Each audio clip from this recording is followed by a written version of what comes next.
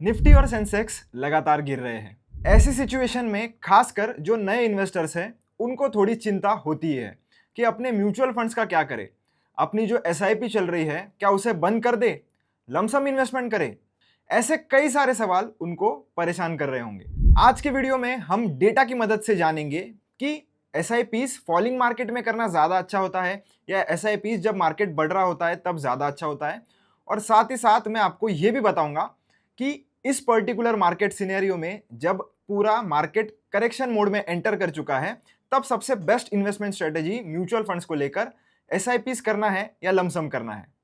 तो चलिए वीडियो शुरू करते हैं। तो दोस्तों सबसे पहले मैं आपको सेंटीमेंट समझा देता हूं जहां पर मार्केट करेक्शन मोड में आ चुका है। आप स्क्रीन पर देख सकते हो काफी सारे म्यूचुअल फंड्स की एनएवीज पिछले 6 महीनों में काफी ज्यादा करेक्ट कर चुकी है। इसी के साथ साथ अगर आप अलग अलग इंडाइसेस देखोगे या अलग अलग सेक्टर्स का चार्ट देखोगे तो वो भी आपको करेक्शन मोड में ही दिख रहे हैं। तो ऐसे टाइम पर जो लोग इम्पेशेंट होते हैं वो अपने एसआईपीज को या तो बंद कर देते हैं या तो अपने म्यूचुअल फंड्स को रिडीम कर लेते हैं। अब जब आपने एसआईपीज शुरू की थी तो उसका महत्व ही ये है कि आपको उसे मिनिमम से मिनिमम 5 से 7 सालों तक एटलीस्ट होल्ड करना चाहिए। तभी आपको ये 12% या 15% का सीएजीआर देखने के लिए मिलेगा। अगर आप 2 से 3 सालों में जब ऐसे मार्केट सिचुएशंस में अपने पैसे रिडीम कर लोगे या विड्रॉ कर लोगे तो आप मार्केट में लॉन्ग टर्म में कभी वेल्थ नहीं क्रिएट कर पाओगे। तो चलिए मैं आपको डेटा की मदद से समझाता हूं कि एसआईपीज फॉलिंग मार्केट में करना क्यों अच्छा है। तो यहां पर मैंने एक हाइपोथेटिकल एग्जांपल कंसिडर किया है जिसमें आप 10,000 की एसआईपी हर महीने कर रहे हो। एक सिनेरियो है फॉलिंग मार्केट का, यानी कि आप जब मार्केट गिर रहा है तब अपनी एसआईपी कर रहे हो और एक जब मार्केट ऊपर की तरफ जा रहा है तब अपनी एसआईपीज कर रहे हो। तो जैन के महीने में 10,000 एसआईपी की, फेब में 10,000 की, मार्च में की। तो ऐसा सिनेरियो मैंने जून तक पकड़ा है। तो 10,000 की एसआईपी आप देख सकते हो और एनएवी आप देख सकते हो। एनएवी यानी कि क्या, कि नेट एसेट वैल्यू, जहां पर आप म्यूचुअल फंड्स के यूनिट्स खरीदते बेचते हो वो प्राइस पर। तो जनवरी में जब एनएवी 100 थी तो आपको 100 यूनिट्स मिले। फिर जब मार्केट गिर रहा है तो ऑब्वियस सी बात है एनएवी की प्राइस भी गिरेगी। तो इसीलिए आपको 95 रुपीज के एनएवी पर 10,000 के इन्वेस्टमेंट पर ज्यादा यूनिट्स मिलेंगे। तो ऐसे करके आप देख सकते हो आपके यूनिट्स बढ़ रहे हैं। तो टोटल मिलाकर जब फॉलिंग मार्केट सिनेरियो में, यानी कि मार्केट अगर 6 महीने तक लगातार गिर रहा था तो एनएवी की प्राइसेस भी गिर रही थी, पर उस दौरान सबसे अच्छी बात क्या हुई कि आपको यूनिट ज्यादा मिले। अब जब कभी भी ऐसे करेक्शन वाला मार्केट आता है दोस्तों, वो सबसे बेस्ट टाइम होता है यूनिट्स इकट्ठा करने का। आपको इतना सिंपल चीज तो पता ही होगा कि बाय लो और सेल हाई। इसका मतलब क्या है कि सस्ता खरीदो और महंगा बेचो। तो जितने ज्यादा यूनिट्स आप सस्ते में खरीदोगे, 5 से 7 सालों के बाद जब वो यूनिट्स की प्राइस बहुत ही एक्सपोनेंशियली ग्रो कर रही होगी, तब जितने ज्यादा यूनिट्स आपके पास होंगे उतनी ज्यादा वेल्थ आप जनरेट कर पाओगे। तो टोटल यूनिट्स आप देख सकते हो इस पर्टिकुलर पीरियड में हमारे पास कितने हुए, 676.67 यूनिट्स। अब टोटल इन्वेस्टमेंट हमारी यहां पर भी 60,000 है। अब देख लेते हैं राइजिंग मार्केट वाले सिनेरियो में। अब राइजिंग मार्केट में आप देख सकते हो कंटिन्यूअस जो एनएवी की प्राइस है वो बढ़ रही है। अब पहले महीने में आपको मिले 125 यूनिट, दूसरे महीने में आपको मिले 117 यूनिट्स के आसपास। तो ऐसे करते करते टोटल यूनिट्स आप देख सकते हो 6 महीनों के बाद आपके पास थे 654.26 यूनिट्स। अब मोटा मोटी आपको 20 यूनिट्स यहां पर कम मिले हैं। इन्वेस्टमेंट्स यहां पर भी अगर आप देखोगे तो 60,000 ही है, पर आप पोर्टफोलियो की वैल्यू में क्लियरली डिफरेंस देख सकते हो जब एनएवी की वैल्यू हमारी बढ़ जाएगी। तो इससे तो आपको इतना समझ ही गया होगा कि मार्केट जब करेक्शन मोड में होता है या मार्केट जब गिर रहा होता है तब अपनी एसआईपीज को बिल्कुल भी स्टॉप नहीं करना है। उल्टा वो आपके लिए ज्यादा फायदेमंद रहेगा क्योंकि आपको ज्यादा यूनिट्स मिलने वाले हैं, वो भी कम प्राइस पर।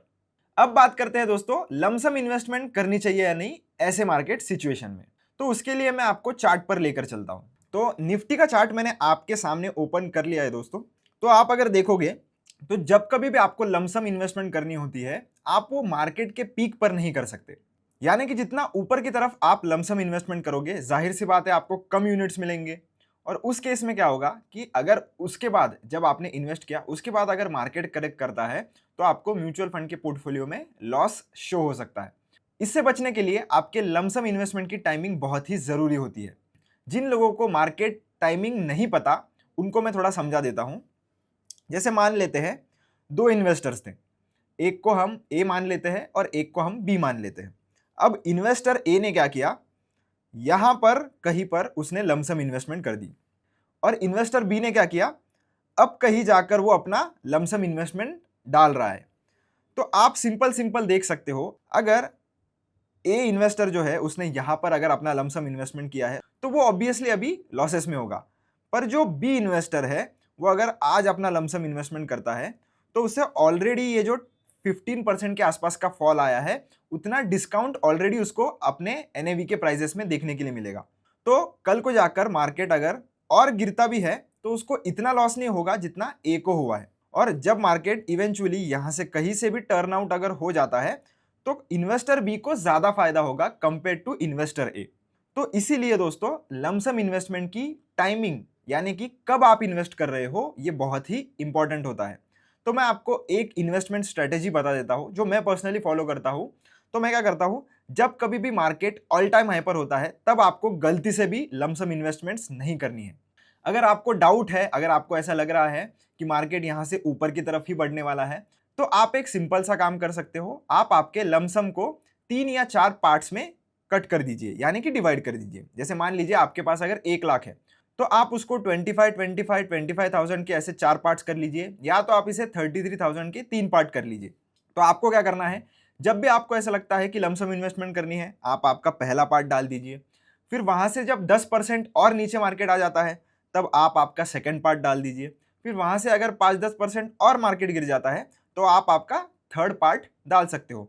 तो आपका जो एवरेज बाइंग प्राइस है वो इस जोन में कहीं पर आ जाता है। तो इससे क्या मिलता है कि जब मार्केट अगर और नीचे चले जाता है तो वो अपॉर्चुनिटी भी आप ग्रैब कर सकते हो।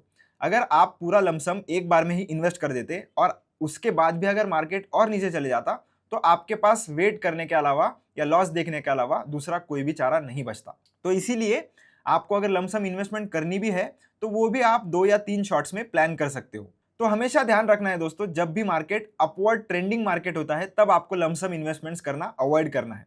और जब ऐसे मार्केट करेक्शन फेज में होता है तब आप आपकी लमसम इन्वेस्टमेंट्स करने का सोच सकते हो। इसके अलावा जो लोग एसआईपीस करते हैं उनके पास अगर लमसम करने का ज़्यादा पैसा नहीं भी है, वो लोग अपने एसआईपीस को टाइम बीइंग यानी कि जब मार्केट करेक्शन फेज में है वो अपने एसआईपीस को थोड़ा थोड़ा बढ़ा भी सकते हैं, जिससे क्या होगा कि आपको कम एनएवी के प्राइस पर ज़्यादा यूनिट्स मिलेंगे। तो इवेंचुअली जब मार्केट रिकवर करेगा और नया हाई बनाएगा, आपको इस फॉल का ज़्यादा बेनिफिट मिलेगा। तो आशा करता हूं दोस्तों आपको जितने भी सवाल थे कि एसआईपीस करनी है या नहीं करनी है, लमसम करनी है या नहीं करनी है, कब करनी है, इन सारे सवालों का जवाब आपको मिल गया होगा। इसके अलावा अगर आपको कोई भी डाउट आ जाता है तो आप कमेंट सेक्शन में मुझसे जरूर पूछ सकते हो। वीडियो कैसा लगा? अगर अच्छा लगा तो चैनल को सब्सक्राइब कर देना, वीडियो को लाइक कर देना। मिलता हूं आपसे एक ऐसी ही इंफॉर्मेटिव वीडियो में। Till then keep learning keep earning.